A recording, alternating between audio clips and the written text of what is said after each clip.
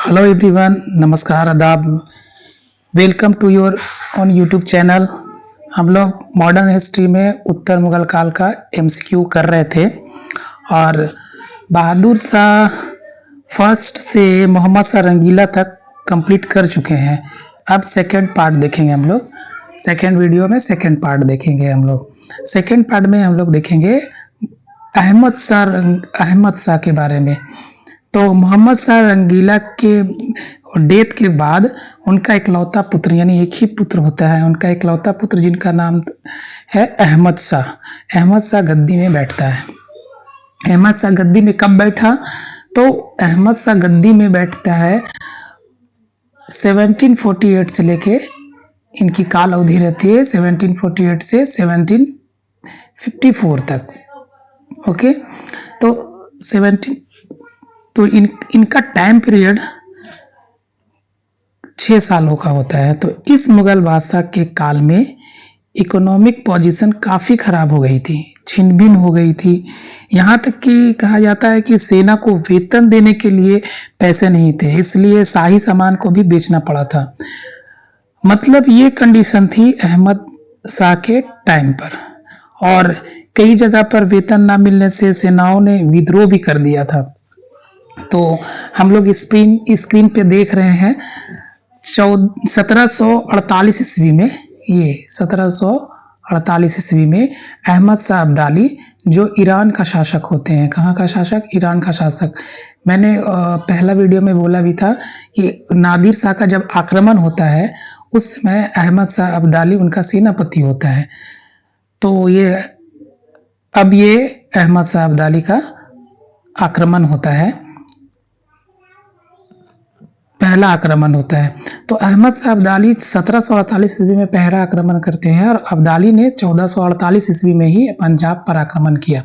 कहाँ पे आक्रमण किया? पंजाब पर। क्योंकि हम सब जानते हैं कि इन्होंने यहाँ अब्दाली ने भारत पर 7 बार आक्रमण किया है। कितने बार? 7 बार। सबसे पहला आक्रमण होता है 1748 के टाइम में। ओके, तो अहमद शाह अब्दाली के बारे में थोड़ा सा जान लेते हैं। अहमद शाह अब्दाली को युग का मोती भी कहा जाता है। जिस तरह से नादिर शाह को ईरान का नेपोलियन कहा जाता है, उसी तरह से अहमद शाह अब्दाली को युग का मोती भी कहा जाता है। तो अब्दाली ने कितने बार भारत पे आक्रमण किए थे? 7 बार इन्होंने आक्रमण किया था, जिसमें सबसे इम्पोर्टेंट इनका जो आक्रमण है वो है पानीपत का तीसरा युद्ध। पानीपत का तीसरा युद्ध इनका सबसे इम्पोर्टेंट है, जो 14 जनवरी 1761 ईस्वी में हुआ था। अब इनके समय में सैनिकों ने विद्रोह कर दिया था, क्योंकि इनको वेतन देने के लिए पैसे भी नहीं थे और इनको अंधा बना करके जेल में डाल दिया गया था। और अहमद शाह की डेथ हो जाती है 1754 ईस्वी में। तो यहाँ से सिर्फ एक ही सवाल बनता है कि अहमद शाह अब्दाली के समय मुगल बादशाह कौन था? अहमद शाह अब्दाली के समय में अहमद शाह अब्दाली के समय मुगल बादशाह कौन था? तो वो था अहमद शाह। अब आप इजी वे में याद रख सकते हैं, अहमद शाह अब्दाली और यहाँ अहमद शाह, दोनों अहमद है, तो इजी वे में याद हो जाएगा।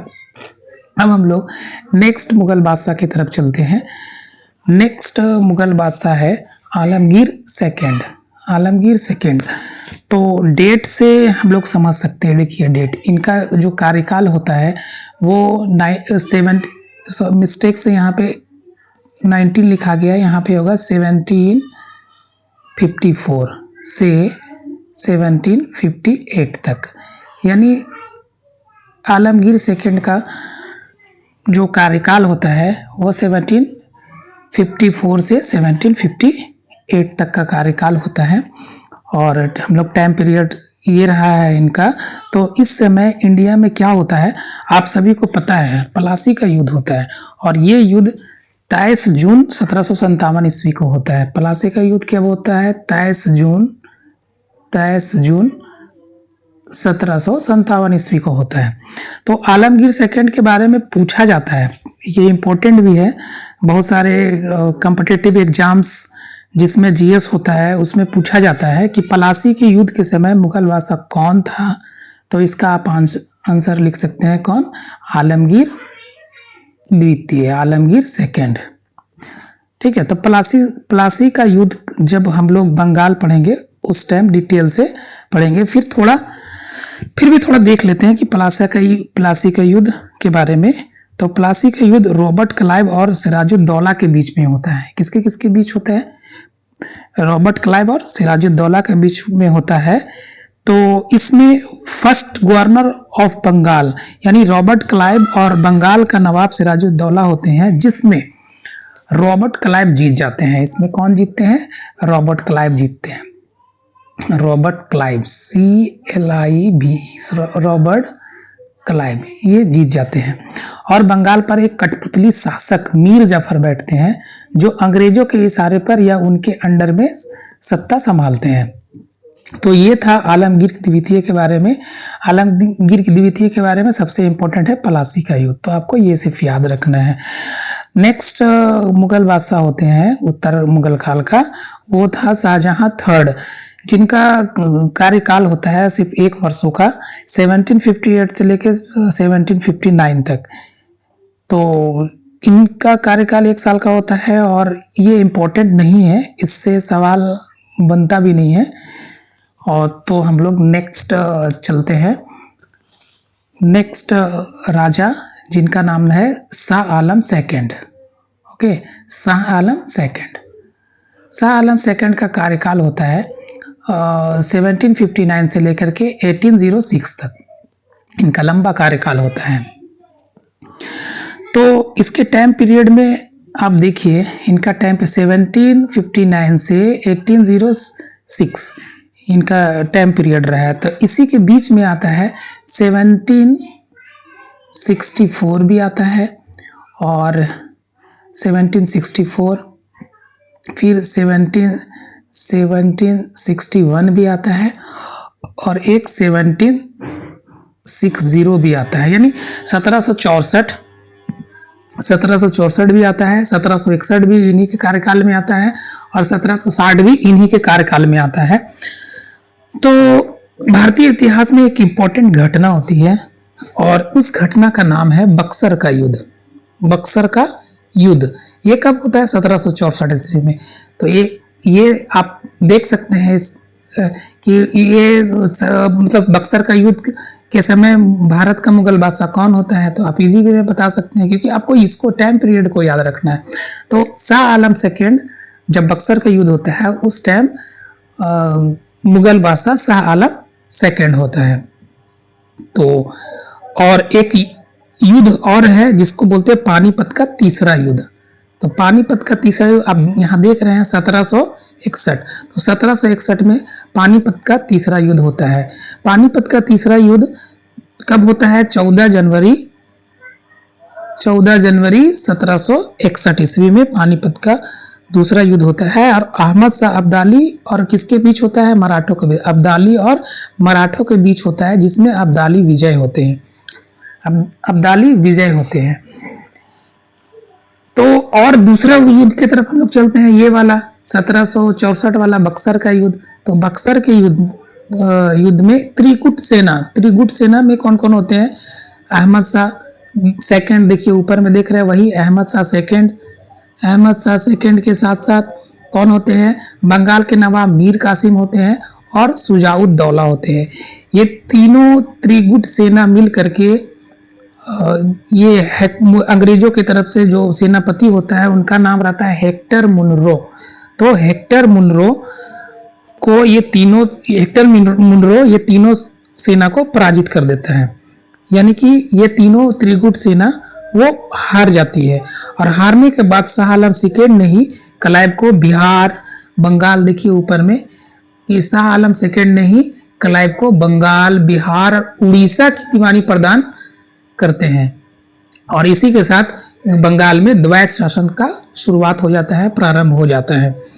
तो बक्सर के युद्ध के हार के बाद पहली संधि होती है, फिर दूसरी संधि होती है।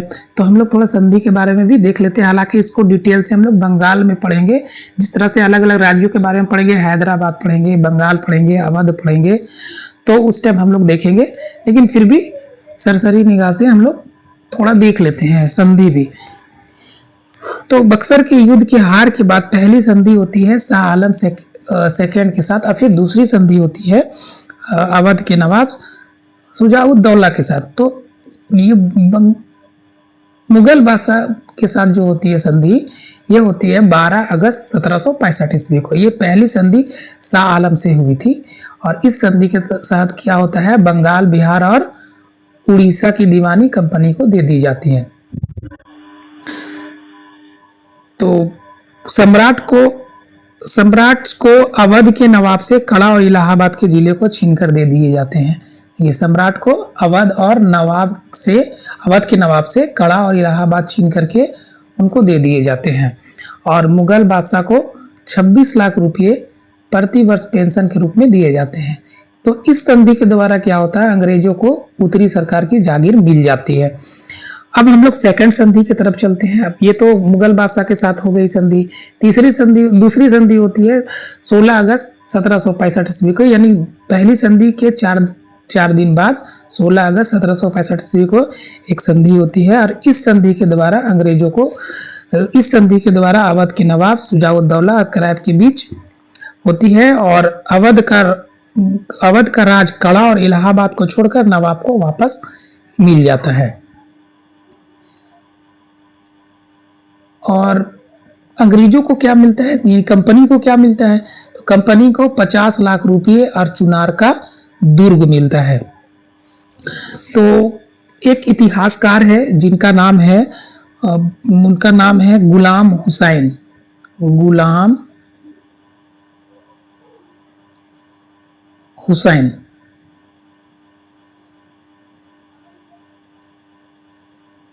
तो गुलाम हुसैन एक इतिहासकार है। इन्होंने एक अपनी पुस्तक लिखी है, उस पुस्तक का नाम है सियारुल मुल्क खैरिन। तो उसमें इन्होंने लिखा है कि इस संधि के शर्तों को मतलब क्या करने में, तय करने में उतना भी समय नहीं लगा जितना कि एक गधा को खरीदने में लगता है। ऐसा इन्होंने कहा है। कौन? गुलाम हुसैन ने कहा है। तो 1803 ईस्वी में शाह आलम सेकंड का अंग्रेजों ने अपने संरक्षण में ले लिया था। और जब शाह आलम सेकंड अंग्रेजों का पेंशनर बन गया, यानी कि ये अंग्रेजों का पेंशनर बन जाता है कब? 1803 ईस्वी में। 1803 ईस्वी में अंग्रेजों का पेंशनर बन गया। तो ये सवाल इंपॉर्टेंट है, पूछता है कि अंग्रेजों का पहला पेंशनर नवाब बनता है वो कौन है? तो शाह आलम सेकंड। ये सारा बहुत ध्यान से देखिए, सारे के सारे इम्पोर्टेंट है, क्योंकि मैंने उन्हीं चीज़ों को लिया है जो एग्जाम में क्वेश्चन जहाँ से बनता है।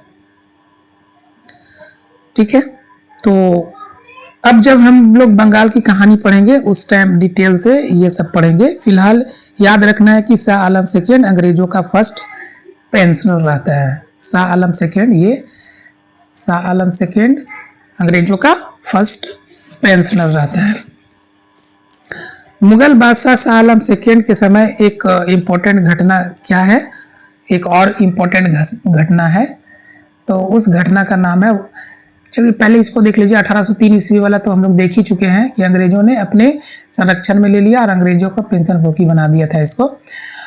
तो दिल्ली पर अंग्रेजों का अधिकार हो गया था इन्हीं के समय। और 1806 ईस्वी में शाह आलम द्वितीय की क्या हो गई थी? मृत्यु हो गई थी, डेथ हो गई थी। तो सिर्फ हमको याद रखना कि मुगल बादशाह शाह आलम द्वितीय के समय एक और इम्पोर्टेंट घटना हुई थी। वो घटना कौन है? War of Wandiwash.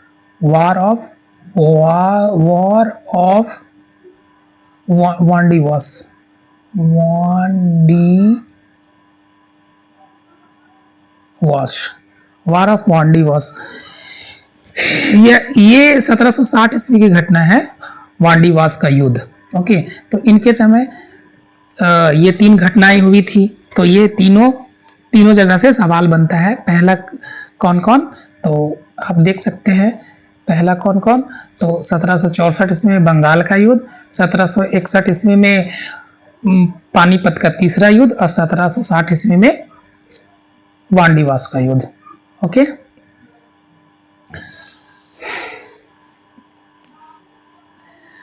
तो अंग्रेजों की तरफ से ये तो हो गया। अब हम लोग चलते हैं नेक्स्ट मुगल बादशाह की तरफ।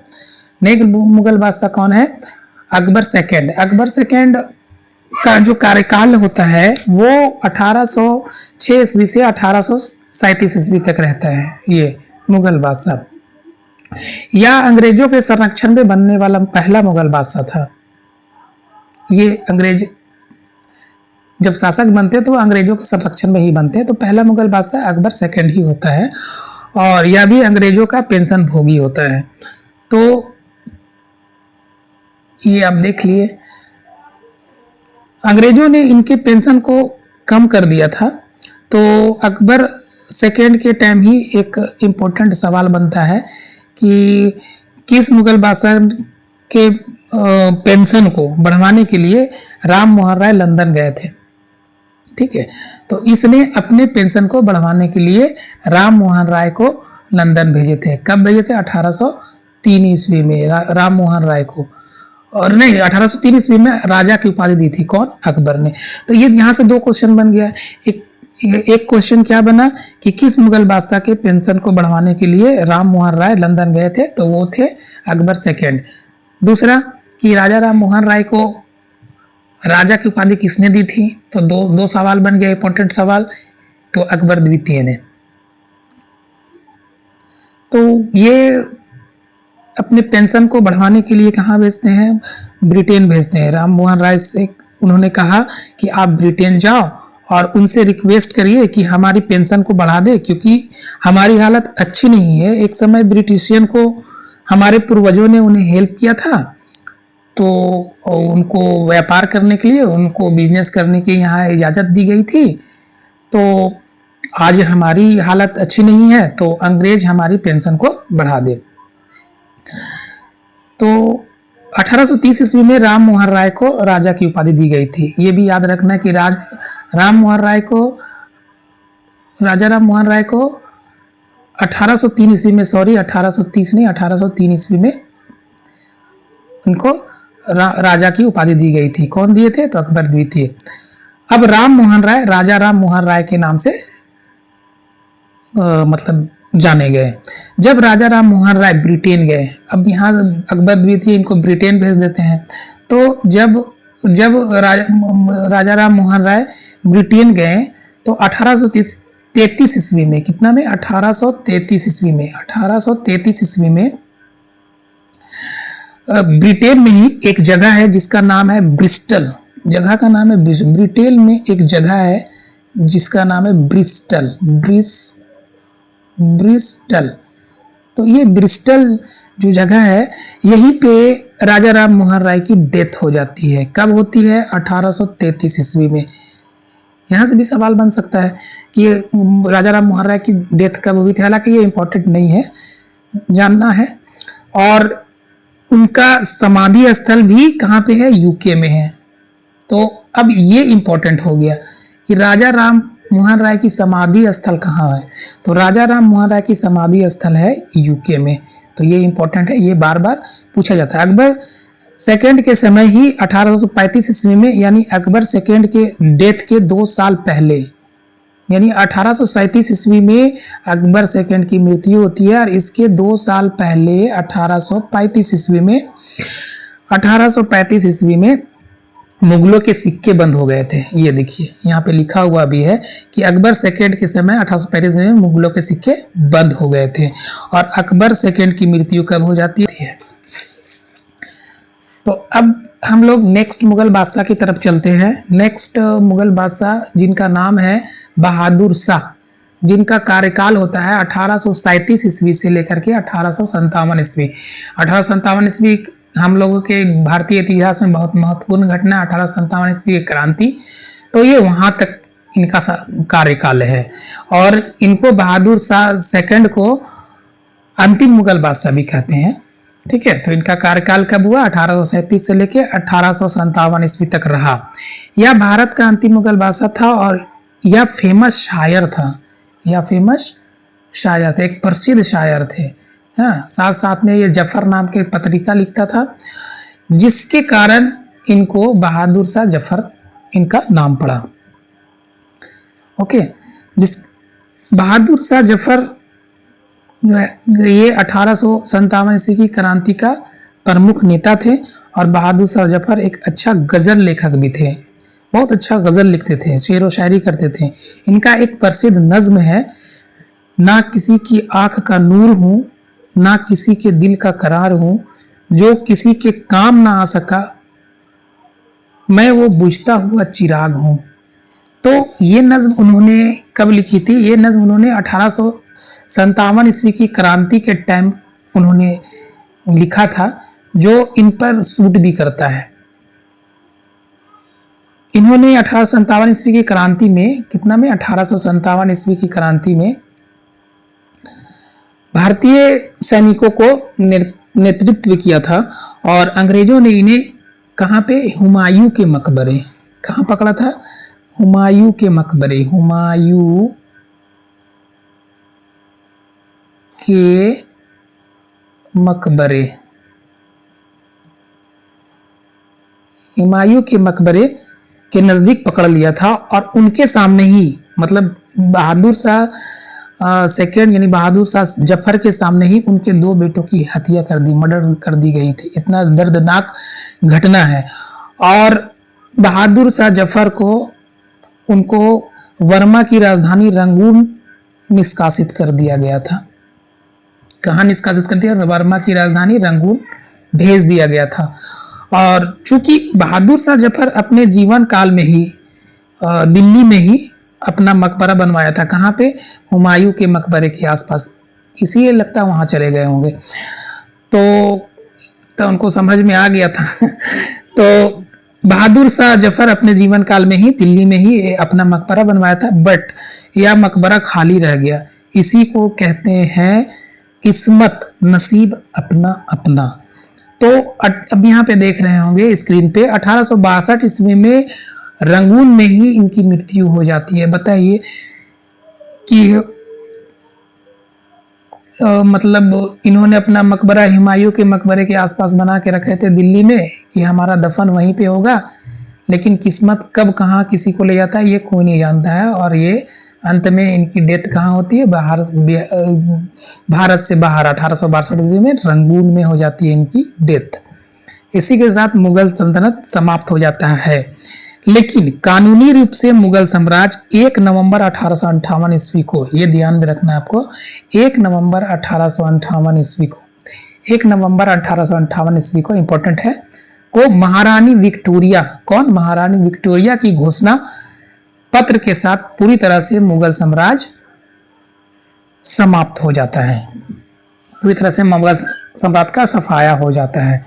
तो ये था उत्तर मुगल काल की कहानी। अब हम लोग MCQ देखते हैं।